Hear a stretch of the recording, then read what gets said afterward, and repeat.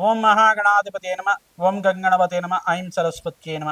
శివాయ గురువే నమ. జై గురు దత్తాత్రేయ నమ. యా దేవీ సర్వభూతేషు మాతృపేణ సంస్థితాః నమస్తస్తే నమస్తస్తే నమస్తస్తే నమో నమః. ఐం హ్రీం శ్రీం శ్రీమాత్రే నమో నమః. జై గురు దత్తాత్రేయాయ నమో నమః. ఓం శరవణ భవాయ నమో నమః. జై గురు దత్తాత్రేయ నమః. శ్రీరామ రామ రామీతి రమే రామ మనోరమే సహస్రనామ తత్తుల్యం రామ నామ రామే. జై గురు దత్తాత్రేయాయ నమో నమః. శ్రీమాత్రే నమో నమః. జగన్మాతే నమో నమః. యూట్యూబ్ ప్రేక్షకులకు అందరికీ కూడా నమస్కారం అండి. నేను పాలపర్తి గురునాథ్ శర్మ, జ్యోతిష్ సిద్ధాంతిని, వాస్తు సిద్ధాంతిని.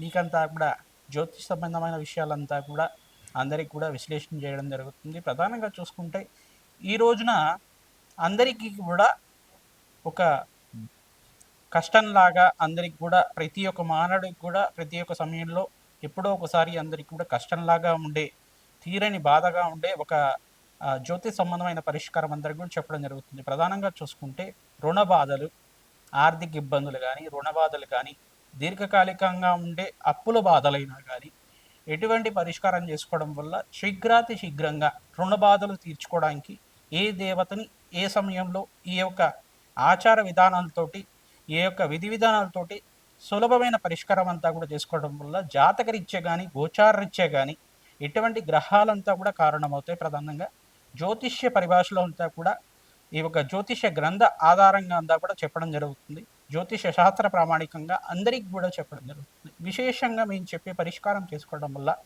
ఎంత మీకు అప్పుల బాధలు ఉన్నా, ఎంత రుణ బాధలు ఉన్నా కానీ శీఘ్రాతి శీఘ్రంగా క్రమేపీ కొంచెం కొంచెంగా తీరడానికి అవకాశం ఉంటుంది. ఎందుకంటే ప్రధానంగా చూసుకుంటే రుణ బాధలకు కారణం ఎవరు?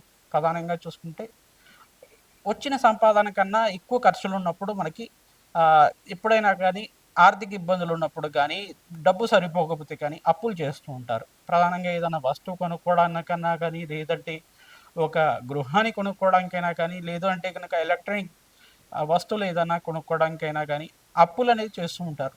కానీ ఇట్లాంటిది కాకుండా రుణ బాధలు, అధికమైన రుణ బాధలు ఉంటూ ఉంటాయి.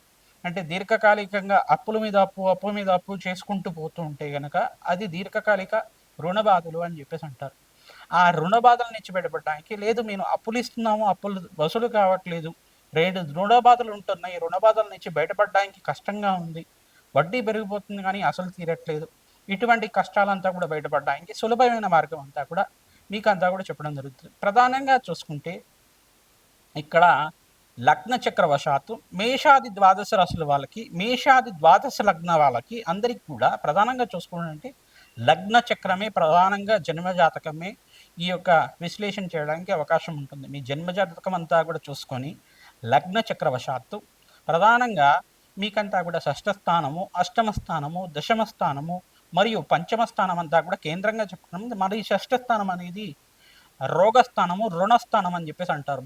భాగస్వామి యొక్క స్థానం, అంటే పార్ట్నర్షిప్ బిజినెస్ చేసే వాళ్ళు కూడా భాగస్వామి యొక్క స్థానం అని చెప్పేసి అంటారు.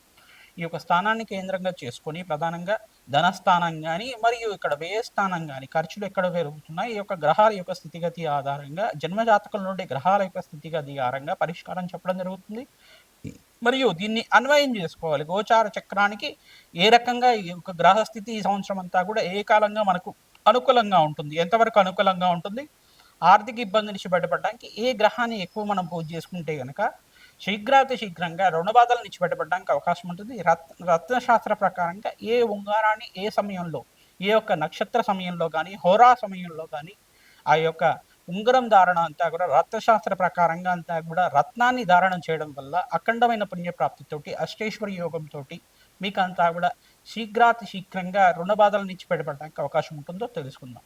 ప్రధానంగా చూసుకుంటే మేషలగ్న జాతకులకంతా కూడా ఈ యొక్క అధిపతి ఏ రకంగా ఉంటారు, ఈ యొక్క మేషాది ద్వాదశ రాశుల వాళ్ళకంతా కూడా అధిపతి ఏ రకంగా ఉంటారు, మేషాది ద్వాదశ లగ్నాల వాళ్ళకి లగ్న చక్రవశాత్తు జ్యోతిష ప్రామాణికంగా జన్మజాతకానికి అంతా కూడా విశ్లేషణ చేసుకుంటూ ఈ యొక్క గ్రహస్థితి ఈ రకంగా ఉంటే కనుక ఈ యొక్క పరిష్కారం చేసుకోవాలి. ప్రధానంగా మీకు అప్పుల బాధల నుంచి బయటపడడానికి ప్రధానంగా సుబ్రహ్మణ్య స్వామి ఆరాధన, మరియు ప్రధానంగా ఇక్కడ లక్ష్మీ కుబేర కవచాన్ని ఎవరైతే ప్రతినిత్యం కూడా చదువుతూ ఉంటారు, లక్ష్మీ కుబేర కవచం అనే కవచం ఉంటుంది. ప్రతినిత్యం కూడా వేద బ్రాహ్మణత్వంతో మీరు పారాయణం చేయించడం వల్ల, శ్రీసూక్త పారాయణం చేయించడం వల్ల, మూలమంత్ర సహితంగా, మహాలక్ష్మి మూలమంత్ర సహితంగా జప హోమాది శాంతి కార్యక్రమాలు చేసుకోవడం వల్ల విశేషమైన ద్రవ్యాలతోటి ఒక పౌర్ణమి సమయంలో కానీ, విశేషమైన నక్షత్ర సమయంలో కానీ, ఏకాదశి వేళల్లో కానీ విశేషమైన హోమాది కార్యక్రమాలు చేసుకోవడం వల్ల అఖండమైన పుణ్యప్రాప్తితోటి అష్టైశ్వర్య యోగము, లక్ష్మీ కటాక్షం కలగడానికి, రుణ బాధలు తీరడానికి, ఆర్థికమైన ఉన్నతి పెరగడానికి, ఆర్థికమైన అభివృద్ధి కలగడానికి ప్రధానంగా దీర్ఘకాలికంగా మీదంతా కూడా చేసుకునే రుణబాధలు, విపరీతంగా ఉండే రుణబాధలు, అప్పుల బాధల నుంచి బయటపడడానికి అవకాశం ఉంటుంది. ప్రధానంగా ఇక్కడ రుణబాధకి కారకుడు ఎవరంటే అంగారకుడు అంటారు. అదే కాకుండా లగ్న చక్రవశాత్తు ప్రధానంగా మీరు చూసుకునేది ఏంటంటే షష్టమ స్థానాధిపతి మరియు అష్టమ స్థానాధిపతి. అష్టమ స్థానాధిపతి ఏం చేస్తాడంటే అష్టమాధిపతి ఎప్పుడైనా కానీ అధిక ఖర్చులు ఇస్తుంటారు, ఆకస్మిక ధనలాభాన్ని ధనవ్యయాన్ని కూడా ఇచ్చే గ్రహంగా చెప్పడం జరుగుతుంది. మరియు అష్టమంలో పాపగ్రహాలు ఏమైనా కలిసి ఉన్నాయా లేదా, మరియు ఇక్కడ ప్రధానమైన లగ్నానికి ఆ పాపకారి అయిన గ్రహం అంతా కూడా అష్టమ స్థానంలో ఉందా, లేదు అష్టమ స్థానంలో ఉండి రాహుతో పాటు కేతుతో పాటు కలిసి ఉన్నాయా,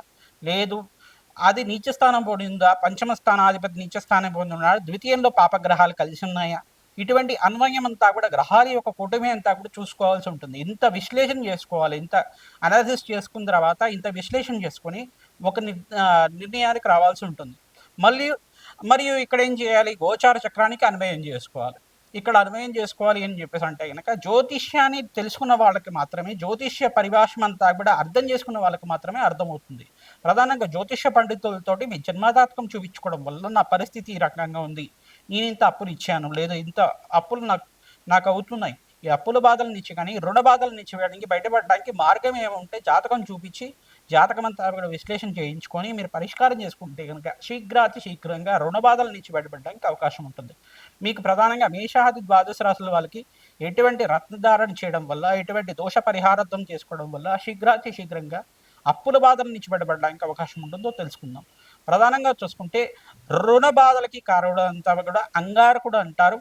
అంగారకుడే కాకుండా ప్రధానంగా షష్టమాధిపతి, అష్టమాధిపతి, దశమాధిపతి, ద్వితీయాధిపతి, పంచమాధిపతి కూడా కారణమవుతారు. ఇటువంటి గ్రహాలన్నీ కూడా గ్రహాల యొక్క కలయిక ఏ రకంగా ఉంది, ఆ గ్రహాలన్నీ కూడా కలిసినప్పుడు మనకంతా కూడా ఏ రకంగా ఫలితాలు ఇస్తున్నాయి, ఎందుకు అప్పులు అవుతున్నాయి, ఎందుకు అప్పులు తీర్చలేని పరిస్థితి కలుగుతుంది, అప్పులంతా కూడా బాధల నుంచి బయటపడడానికి అప్పులు చేయాల్సిన అవసరం ఎందుకు వస్తుంది, ఇటువంటి కష్టాల నుంచి బయటపడడానికి అంతా కూడా మీకు పరిష్కారం ఈ యొక్క సమయంలో అంతా కూడా చెప్పడం జరుగుతుంది. ఈ పరిష్కారం తీసుకోవడం వల్ల శీఘ్రంగా మీ కష్టాల నుంచి బయటపడి, ఆర్థికమైన కష్టాల నుంచి బయటపడి అఖండమైన లక్ష్మీ కటాక్షం కలగడానికి, అమ్మవారికి ప్రీతికరంగా మేము చేసే లక్ష్మీ కుబేర హోమ శాంతి కార్యక్రమంలో పాల్గొనండి. అఖండమైన అష్టైశ్వర్య యోగం కలిగి మీకంతా కూడా రుణబాధలు తీరి ఆనందమైన జీవితం జీవించడానికి అవకాశం ఉంటుంది. మేషాది ద్వాదశ రాశుల వాళ్ళకి, మేషాది ద్వాదశ లగ్న జాతకులకంతా కూడా ఎటువంటి పరిష్కారం చేసుకుంటే కనుక ఈ రుణ బాధలు తీరుతాయో చూసుకుందాం. జయ గురు దత్తాత్రేయాను. తులారాశి జాతకులకంతా కూడా విశేషంగా అప్పుల బాధల నుంచి బయటపడడానికి, ఆర్థికమైన ఉన్నత స్థితి కలగడానికి ఎటువంటి పరిస్థితి అంతా కూడా చూసుకుంటే కనుక జ్యోతిష్య పరిభాషలో అంతా కూడా జ్యోతిష్య ప్రామాణికంగా మీకు అంతా కూడా షష్ఠ స్థానము, అష్టమ స్థానము, దశమ స్థానము, ద్వితీయ స్థానము ఇవన్నీ కూడా ధనమొచ్చే స్థానాలు అని చెప్పేసి చెప్తాయి. మన ఏకాదశ స్థానాల్లో కూడా గ్రహాలు మంచి గ్రహాలు ఉండాలి, గోచారించా కూడా గ్రహాల యొక్క బలం ఉండాలి. ఈ యొక్క అన్వయం అంతా కూడా చేసుకోవాలి. జాతకం అంతా కూడా జ్యోతిష్య పండితులతో చూపించుకొని పరిష్కారం చేసుకోవడం వల్ల ఈ యొక్క పాపగ్రహం యొక్క కలయిక ఉందా లేదా, పాపగ్రహం యొక్క వీక్షణ ఉందా లేదా, ప్రధానమైన గ్రహాలంతా కూడా లగ్నకారికగా ఈ యొక్క పాపకర్తిలో ఉన్నారా, ఇటువంటి కష్టాలంతా కూడా ఉన్నాయి, ఆర్థిక కష్టాల నుంచి బయటపడాలంటే ఏం పరిష్కారం చేసుకోవాలి, సులభమైన పరిష్కారాలు తెలియదు, జప హోమాది శాంతి కార్యక్రమాలు తప్పనిసరిగా ఆచరించాలా అని చెప్పేసి అని చూసుకోవాలి. ప్రధానంగా చూసుకుంటే కనుక మీకు ఈ యొక్క ఆర్థిక కష్టాలు, రుణ బాధలు, ఈ యొక్క రుణ దుఃఖాలంతా కూడా ఉంటాయి కనుక ప్రధానంగా అంగారకుడు ప్రీతికరంగా ఈ యొక్క తులారాశి జాతకులంతా కూడా ప్రధానంగా అంగారకుడు ప్రీతికరంగా మీరంతా కూడా జప హోమాది శాంతి కార్యక్రమాలు చేసుకోవడం, షష్టమాదివి అయితేనే బృహస్పతికి ప్రీతికరంగా జప హోమాది శాంతి కార్యక్రమాలు చేసుకోవడం, ప్రధానంగా ఈ అంగారకుడు, బృహస్పతి మరియు శనీశ్వరుడు మరియు బుధుడు ఈ గ్రహాలకంతా కూడా జప హోమాది శాంతి కార్యక్రమాలు చేసుకోవడం, శుక్రుడికి ప్రీతికరంగా మహాలక్ష్మి పారాయణం అంతా కూడా చేయించడం వల్ల అఖండమైన పుణ్యప్రాప్తి కలుగుతుంది. మూలమంత్ర సహితంగా మహాలక్ష్మి మూలమంత్ర సహితంగా శ్రీసూక్త విధానంగా తామరపూలు మరియు తేనెతోటి అభిషేకము, హోమాది కార్యక్రమాలు చేసుకోవడం వల్ల అఖండమైన పుణ్యప్రాప్తితోటి రాజయోగం అంతా కూడా సిద్ధించడానికి అవకాశం ఉంటుంది. ఓం నమో భగవతే రుణముక్తీశ్వర మహాదేవాయ నమో నమః. ఇటువంటి నామాన్నంతా కూడా ప్రతినిత్యం కూడా నామస్మరణ చేసుకుంటూ ఉండండి. ఆ రుణముక్తీశ్వరుడు అనుగ్రహంతో ధనప్రాప్తి కలుగుతుంది. ఆర్థికమైన కష్టాల నుంచి బయటపడడానికి అవకాశం ఉంటుంది. ధనధాన్యాది సమృద్ధి కలగడానికి అవకాశం ఉంటుంది. ఈ యొక్క గ్రహాలకంతా కూడా నవగ్రహ దేవాలయంలో ఆవునేయితో దీపారాధన చేయడం గానీ, నువ్వుల నూనెతో దీపారాధన చేయడం గానీ, విశేషంగా నవగ్రహాలకు ప్రీతికరంగా 108 ప్రదక్షిణాలు ప్రతిరోజు కూడా చేయడం గానీ, లేదు 45 రోజుల దాకా నియమంగా పెట్టుకొని ప్రతినిత్యం కూడా 108 ప్రదక్షిణాలు చేయడం వల్ల ఆర్థికమైన కష్టాల నుంచి బయటపడి అఖండ రాజయోగంతోటి ధనప్రాప్తి కలగడానికి అవకాశం ఉంటుంది. జయ గురు దత్తాత్రేయ.